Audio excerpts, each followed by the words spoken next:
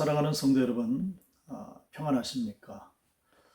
지금 우리는 고난주간을 지나고 있습니다. 이 고난주간에 주님의 남은 고난에 동참하시는 귀한 믿음을 가지시고 하루에 한 끼 정도 금식을 하시며 주님의 고난에 동참하셔서 하나님 앞에 참 기쁨이 되는 귀한 믿음들이 모두 되시기를 주님의 이름으로 축복합니다. 자, 두 질문동 말씀과 친구 되기 그 44번째 날을 맞고 있습니다. 자, 오늘 우리가 나눌 말씀은 신명기 11장에서 17장까지의 말씀이 되겠습니다. 자, 신명기 11장에서는 이스라엘 백성들이 가나안 땅에 들어가서 선택해야 될 생명의 길과 사망의 길에 대해서 설명을 주고 있습니다. 자, 이스라엘 백성들 앞에 놓여 있는 신명기 축복, 이 신명기 축복은 보장된 새로운 어떤 축복이 아니라는 거죠. 사실은 계약의 축복이다 하는 것입니다. 이 계약의 축복, 이런 말이죠. 순종이면 복을 받고 불순종이면 저주를 받게 된다. 이 계약적인 축복이라는 그런 상황의 말씀입니다. 자, 그런데 말씀을 보면 참 특별한 것이 하나님께서 저주에 대한 말씀은 한 번 하십니다. 반면에 축복에 대한 말씀은 4번을 언급하시는 그런 모습을 보게 됩니다. 순종이면 복이요, 불순종이면 저주라는 말씀을 드렸습니다마는 꼭 그것이 하나님의 마음은 아니시라는 거죠. 저주에 관한 말씀을 한 번, 축복에 관한 말씀을 4번 언급을 하신 그 하나님의 마음은 무엇입니까? 어떻게든 우리들이, 즉 당신의 택한 백성들이 순종함으로 하나님의 복을 받기를 하나님은 간절히 원하신다 하는 것을 우리에게 보여주고 계신 겁니다. 자, 12장으로 넘어가게 되는데요. 특별히 12장부터 26장까지는 소위 신명기 법전이라고 별명이 붙은 그런 말씀입니다. 왜 신명기 법전이라는 그 별칭이 붙었는가? 이 말씀들을 보면 그 이스라엘 백성들의 삶의 상황에 따르는 그 자세하고 세밀한 세부 규칙들이 나오기 때문에 그렇습니다. 자, 출애굽 2세들이 이제 가나안 땅에 들어가서 살 때에 그 가나안 땅은 우상을 숭배하는 것이 아주 번성을 이루고 있었고요. 그리고 물질적으로 풍요로운 그런 지역이었기 때문에 자칫 우상 숭배에 빠질 위험이 상당히 많았던 겁니다. 그래서 하나님은 이렇게 아주 세밀하고 자세한 규정을 통해서 그들이 하나님의 백성으로 구별되고 또 승리하는 신앙 생활을 하기를 하나님은 간절히 바라셨다는 그런 말씀입니다. 자, 13장에서도 신명기 법전은 계속 됨을 봅니다. 이런 말씀이죠. 혹시 공동체 가운데 예언자나 혹은 환상을 보는 사람이 나타나서 하나님 말고 다른 신을 섬기도록 유혹한다면, 부추긴다면 그것은 하나님께서 이스라엘 백성이 하나님을 잘 믿는가 잘 믿지 못하는가를 테스트하기 위한 하나님의 시험이라는 이런 말씀을 주십니다. 그리고 그렇게 다른 신을 섬기도록 부추기고 유혹하는 것이 가족이라 할지라도 그 가족을 단호하게 대처하라라는 말씀을 주십니다. 더 나아가 하나님에 대한 험담 등 이러한 일들을 선동하는 자가 있다면 그가 거주하는 그 성읍을 진멸하라 라는 말씀까지 주심을 봅니다. 그리고 거기에 속한 물건까지라도 다 불태워버려라 하는 지엄하신 명령을 내리십니다. 이를 통해서 하나님과 또 하나님의 법과 하나님의 규례를 좀 더 단호하게 지켜나갈 것을 말씀을 하시는 거죠. 14장을 넘어가게 되면은 그 당시 중근동 지방에서 행해지던 이교적인 악습들에 대해서 언급을 하십니다. 즉 죽은 자를 위해서 자해하던 그 관습이나 그리고 정한 음식과 부정한 음식을 철저히 구별할 것 등등 이란 말씀을 이제 명령하시게 됩니다.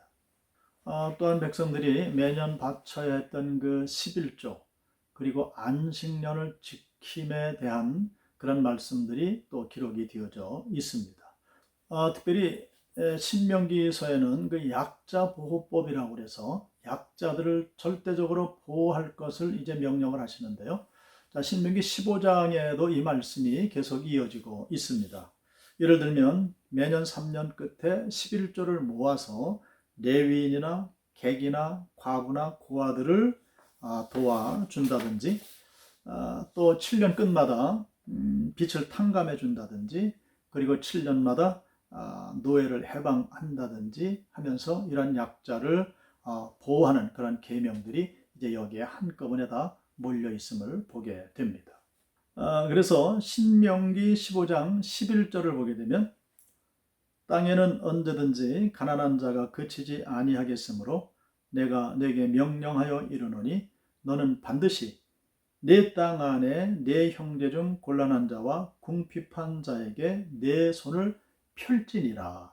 아멘. 말씀을 하십니다. 여기에는 하나님의 깊은 마음이 흐르고 있는데요. 하나님의 백성들은 사회적인 빈부격차를 줄이기 위한 그 노력에 동참을 해야 한다는 것입니다. 빈부격차를 줄이기 위한 그 일에 온전히 동참할 때에 하나님께서는 추가적인 복을 내려주신다 약속을 해 주시는 거죠. 16장을 넘어가게 되면 소위 유7초 6월절 77절 초막절에 대한 구절들이 나오고 있습니다. 특별히 6월절에 관한 규례 중에 보면 소와 양으로 제물을 이제 삶게 되는데 다음 날까지 음식을 남기지 마라 이런 말씀을 주십니다. 자, 그 말씀은 곧 공동체가 함께 취식할 것, 분식할 것을 말씀을 하시는 건데요. 그 근저에는 이런 말씀이 있습니다. 굶는 사람들도 또 끼니를 제때 해결할 수 없는 사람들도 그 하나님의 제사, 하나님의 축복의 자리에 함께 와서 함께 제물을 먹음으로써 하나님께서 원하시는 사회계층의 빈부격차 줄이기에 마음을 함께 하라라는 그런 하나님의 마음이 깔려 있다는 겁니다. 자, 17장을 넘어가면 제사 규정과 특별히 왕에 대한 규정들이 나와 있습니다. 자, 세 가지 법이 이제 대표적으로 나오는데요. 첫 번째는 10계명 중에 제2계명을 어긴 그 우상 숭배에 관한 죄에 대해서 말씀을 하시고요. 자, 두 번째는 어려운 사건을 중앙법원에 의뢰하는 상소법에 대한 말씀이 있습니다. 그리고 세 번째, 장차 이스라엘의 왕 될 자, 그리고 그 왕을 옹립하는 데 따른 그 규정들을 말씀을 하십니다. 특별히 이 왕에 대한 제도를 말씀을 하시면서 왕은 과하게 모든 것을 소유하지 말라 이런 말씀을 하십니다. 병마를 과하게 소유하지 말라. 또 많은 부녀자들을 과하게 소유하지 말라. 그리고 많은 재물들을 과하게 소유하지 말라. 이런 말씀을 주시면서 검소한 왕으로, 즉 하나님께서 주신 그 권세와 능력을 행하는 하나님께서 부리시는 왕으로 바로 세워질 것을 말씀을 해 주고 있습니다.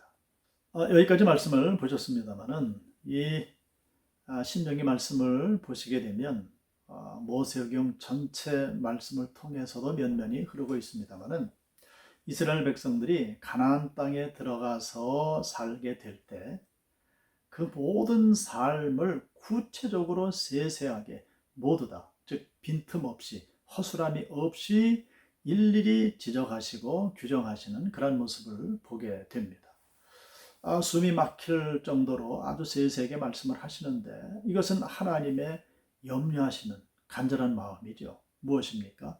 하나님의 백성들로 절대적으로 흔들림이 없이 하나님 앞에 바로 서고 세상 앞에 바로 서서 그런 삶을 살아갈 수 있도록 권면하시는 하나님의 마음이, 간절한 마음이 여기에 있다는 겁니다.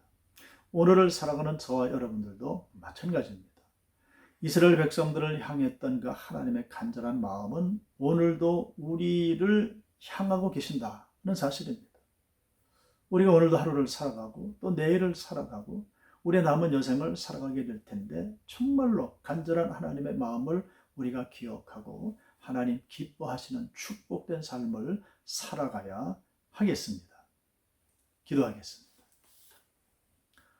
살아계신 아버지 하나님, 이스라엘 백성들을 섭리 가운데 인도하시고 주장하시지만은 저들을 향한 간절한 하나님의 마음이 모든 말씀 가운데 면면이 흐르고 있음을 깨닫습니다.